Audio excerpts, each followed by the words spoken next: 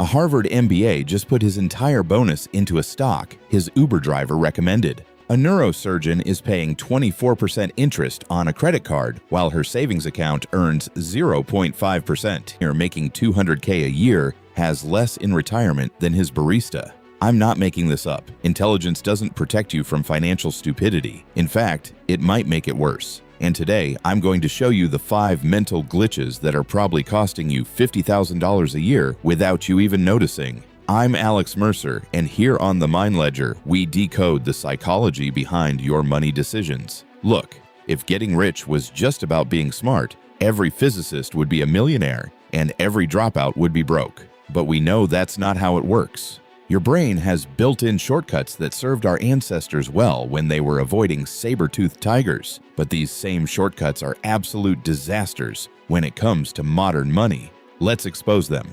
Here's bias number 1, anchoring. This is when the first number you see becomes the reference point for everything that follows, even when that number is completely arbitrary. And it's bleeding your wallet dry every single day. Let me show you how insidious this is. A store puts a blazer on the rack. Original price, $800. Sale price, $300. You think you're saving $500, so you buy it. But here's the thing. That blazer was never worth $800. The manufacturer made it for $60. The store was always planning to sell it for $300. And they just planted that $800 in your mind to make $300 feel like a steal. You didn't save $500. You spent $300 on a $60 blazer. It gets worse with big purchases. You're house hunting. The first house you tour is listed at $750,000. It's terrible, overpriced, needs work. Then you see a second house for $650,000.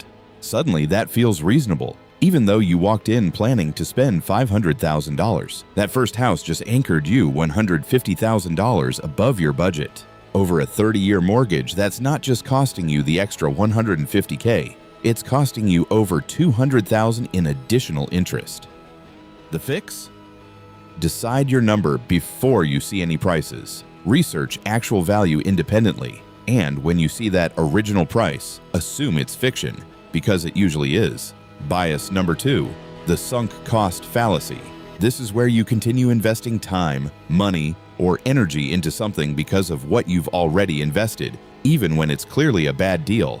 And this one might be the most expensive on this list. You've probably done the small version. You buy a movie ticket for $15, the movie is awful, but you sit through all 2 hours because you paid for it. You can't get that $15 back, but now you've also wasted 2 hours. You threw good time after bad money. Now scale that up. You spent $60,000 on a college degree that led to a career you hate. The rational move? Switch careers. But instead, you stick with it for 20 years because you invested so much in that degree. Meanwhile, you're miserable, probably earning less than you could in a field you're actually passionate about. And you've just turned a $60,000 mistake into a $500,000 lifetime earnings gap. Or here's another one. You bought a stock at $100. It drops to $60. You refuse to sell because you don't want to lock in the loss. So you hold it while it drops to $40, then $20, all because you were anchored to that $100 and couldn't accept that the money was already gone. If you'd sold at $60 and reinvested in something actually growing, you could have recovered. Instead, you wrote it to $0. The brutal truth? Past costs are dead. They're gone. Every financial decision should be made based on present circumstances and future potential, not on what you've already spent. Ask yourself, if I hadn't already invested anything, would I start now? If the answer is no, get out. Let's talk about biases 3 and 4 together because they're tag team partners in destroying your wealth. Present bias and recency bias. Present bias is simple. Your brain values immediate rewards way more than future rewards, even when the future reward is massively bigger. You'd rather have $100 today than $150 in a month. You'd rather have the new iPhone now than put that $1,200 into an investment that could be worth $10,000 in 20 years. This is why credit card companies make billions. They've gamified instant gratification. You want something now, you get it now, and future you deals with the bill. Except future you is also present biased, so the cycle continues. The average American is now carrying over $6,000 in credit card debt at an average interest rate of 20%. That means you're paying $1,200 a year just in interest to have stuff slightly sooner. Now add recency bias into the mix. This is when you overweight recent events and assume current trends will continue forever.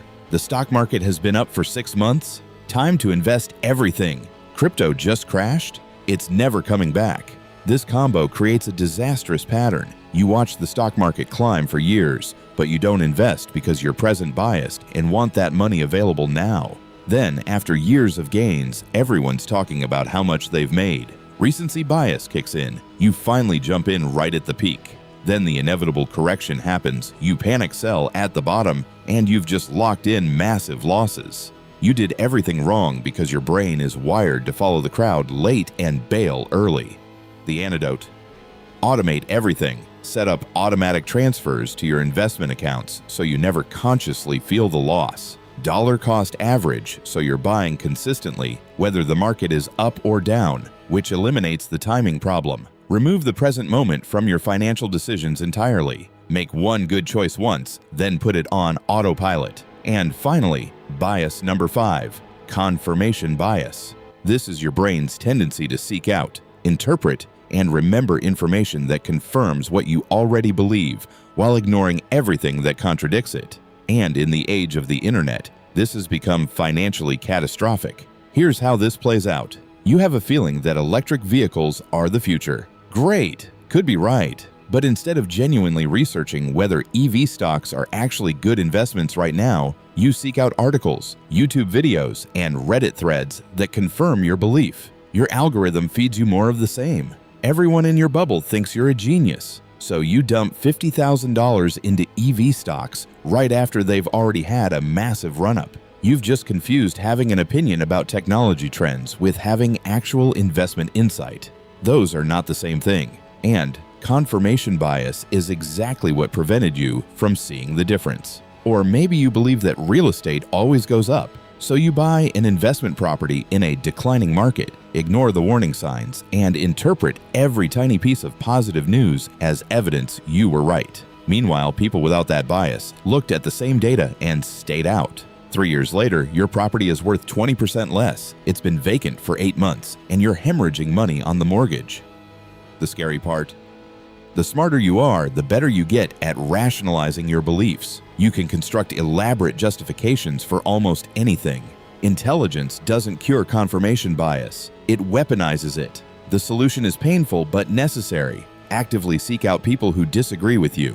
Before you make any significant financial decision, find the smartest person who thinks you're wrong and genuinely listen to their reasoning. Create a pre-mortem, imagine your decision failed spectacularly, and work backward to figure out why.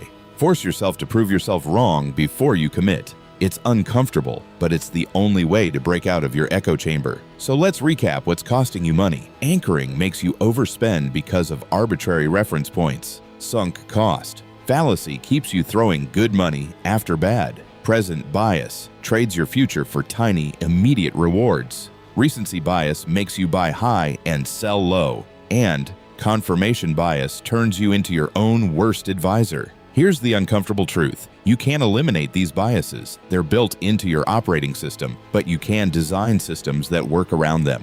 Automate, diversify, decide in advance, and for the love of compound interest, stop trusting your gut with money. If this shifted how you think about your financial decisions, hit that subscribe button and turn on notifications. We drop new behavioral economics breakdowns every week. And drop a comment. Which of these 5 biases hits closest to home for you? What's the dumbest money decision your smart brain has made? Let's learn from each other down below. Quick disclaimer before you go. Nothing in this video is financial advice. I'm not your financial advisor, I don't know your situation, and you shouldn't make any investment decisions based solely on a YouTube video. This is educational content about cognitive psychology and behavioral economics. For actual financial advice, talk to a licensed professional who knows your specific circumstances. Thanks for watching. I'm Alex Mercer. I'll see you in the next one.